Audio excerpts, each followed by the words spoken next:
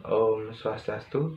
Perkenalkan, nama saya Gede Suryarta dari kelas 11 MIPA 4. Di sini saya akan menjawab pertanyaan nomor 1 tentang dinamika rotasi dan pertanyaan nomor 4 tentang suhu dan kalor. Yang pertama, dinamika rotasi. Pada masalah tersebut terdapat 3 buah benda yang dijatuhkan dari bidang miring yang ketinggiannya sama. Benda tersebut adalah kelereng, bola pingpong, dan cincin. Dan dari ketiga benda tersebut, yang manakah yang paling lambat mencapai dasar? Pada peristiwa ini melibatkan momen inersia. Namun sebelum itu, saya akan menjelaskan momen inersia terlebih dahulu. Momen inersia adalah ukuran kelembaban suatu benda untuk berotasi terhadap porosnya. Momen inersia dapat dirumuskan sebagai berikut. Jadi, kita dapat mengetahui semakin jauh jarak massa benda terhadap poros, maka semakin besar momen inersianya. Pada benda tersebut, terdapat partikel yang dimana setiap partikel memiliki momen inersianya masing-masing.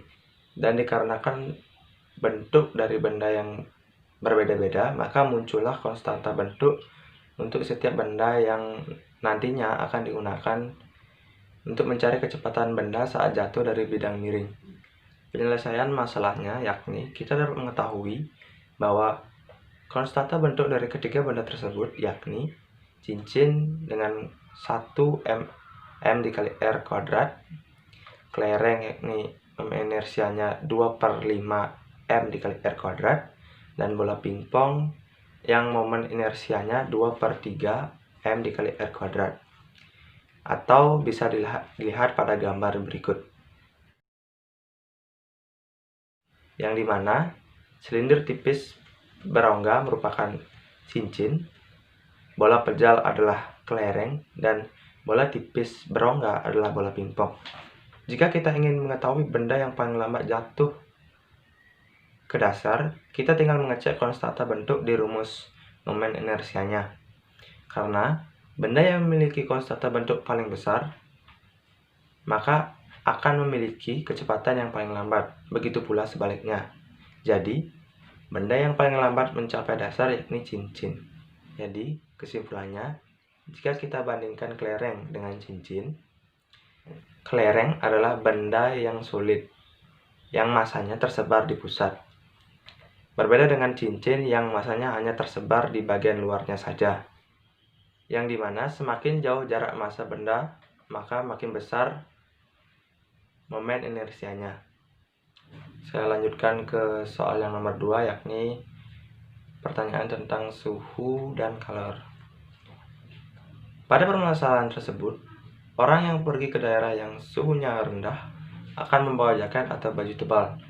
Namun mengapa saat tidak membawa jaket, orang akan cenderung melipat tangan atau merapatkan tangan dan menempelkan kedua kaki? Sebelum meninjau masalah tersebut, kita harus mengetahui apa itu suhu dan kalor. Suhu adalah derajat yang menunjukkan panas suatu benda, dan kalor adalah suatu bentuk energi panas yang dimiliki oleh suatu zat atau suatu bentuk energi yang berpindah dari benda yang bersuhu tinggi ke benda yang bersuhu rendah.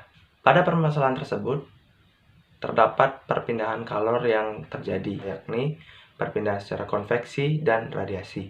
Konveksi adalah perpindahan kalor pada suatu zat yang disertai perpindahan partikel-partikel zat tersebut, atau proses perpindahan kalor yang dilakukan oleh pergerakan fluida akibat perbedaan massa jenis. Konveksi memiliki persamaan sebagai berikut. Selanjutnya adalah radiasi.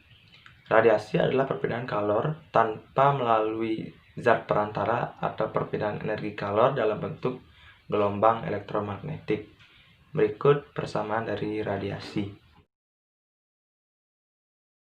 Secara konsepnya, ketika suhu tubuh kita naik, tubuh kita akan melakukan proses pendinginan. Sebaliknya, ketika suhu tubuh kita turun, maka tubuh kita akan melakukan mekanisme penghangatan tubuh. Mekanisme ini disebut dengan termoregulasi, yaitu mekanisme makhluk hidup untuk mempertahankan suhu internal agar berada di dalam kisaran yang dapat ditolerir. Penyelesaian masalahnya yakni di saat kita merapatkan kedua tangan dan melemparkan kedua kaki, terjadi mekanisme penghangatan tubuh yang disebut termoregulasi, yang membuat tubuh kita berkeringat dan tetap hangat.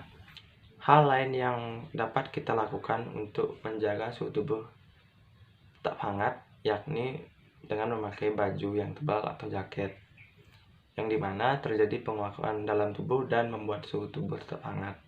Kesimpulannya yakni orang kebanyakan melakukan kecenderungan ini agar suhu tubuh mereka tetap hangat, walau sedang berada di daerah yang suhunya rendah.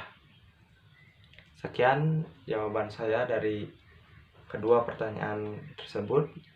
Jika ada salah-salah kata, saya mohon maaf. Dan saya akhiri dengan Parama Santi. Om Santi Santi Santi Santi.